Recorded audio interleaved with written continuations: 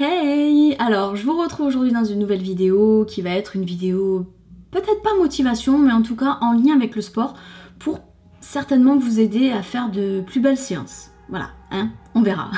Donc généralement, lorsque vous allez à votre salle de sport, vous allez remarquer que bien 90% des adhérents possèdent le casque ou les écouteurs dans les oreilles et écoutent leur musique pendant qu'ils s'entraînent.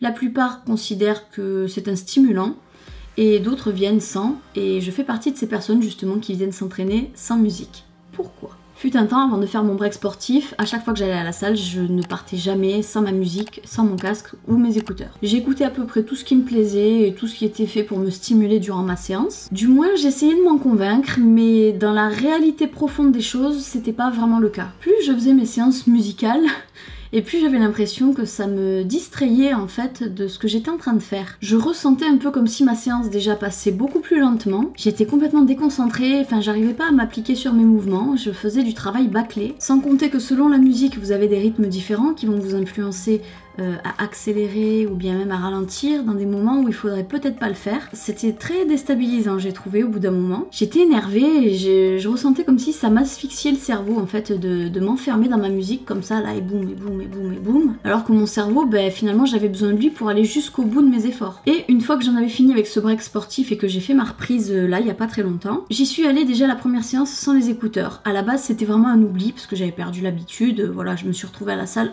comme une con, sans les écouteurs, sans le casque, et je me suis dit je vais passer une séance horrible, une première séance vraiment difficile où je vais avoir l'impression que ça va durer des heures. Et en réalité, écoutez-moi bien, ça a été une véritable révélation de faire mon entraînement sans les écouteurs, sans le casque. J'ai eu l'impression d'avoir l'esprit qui s'aérait, en fait. C'est ça, j'aérais mon esprit. Le fait aussi d'être confronté seul face à soi-même durant l'effort, ça éveille un petit peu la créativité. Ce qui veut dire que quand j'étais là en train de faire ma cardio ou bien même ma muscu, d'un seul coup, j'avais plein d'idées comme ça qui étaient en train de naître dans mon esprit. Ce qui fait que quand j'étais là en train de fournir mes efforts, que ce soit en cardio ou que ce soit en musculation, dans mon esprit, dans ma tête, il y avait des idées comme ça qui étaient en train d'éclore. Des idées, je sais pas moi, franchement de tout ordre, hein, des idées positives pour améliorer mon repas, des idées de décoration dans la maison pour améliorer le foyer, des idées de sortie, des idées d'activité, d'organisation nouvelle, enfin de tout un tas de choses finalement plutôt productive. D'ailleurs, je vais vous faire une petite confidence, la plupart des textes de motivation et de réflexion que je vous partage sur Instagram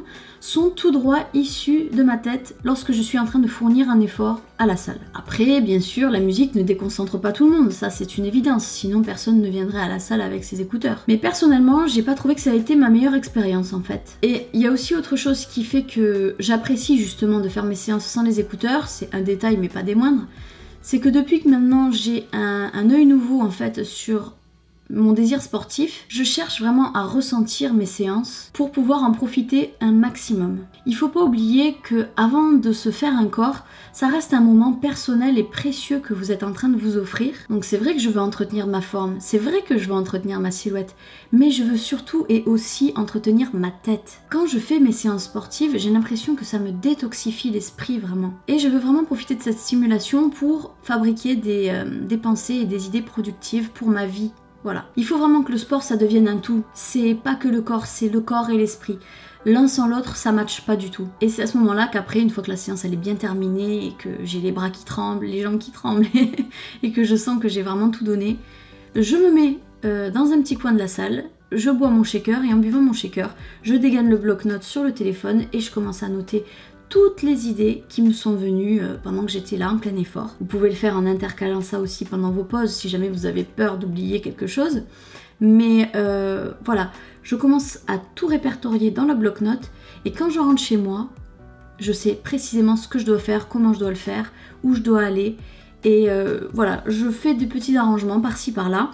D'ailleurs, encore et toujours, si vous me suivez sur Instagram et Snapchat, vous avez dû voir que dans la maison, il y a eu un petit peu du renouveau et du remaniement de certaines choses qui font qu'aujourd'hui, c'est beaucoup plus pratique. Je suis contente maintenant de me dire, je vais ramener avec moi à la maison un petit quelque chose qui va améliorer ma vie, mon quotidien, qui va contribuer au mieux-être. Jésus.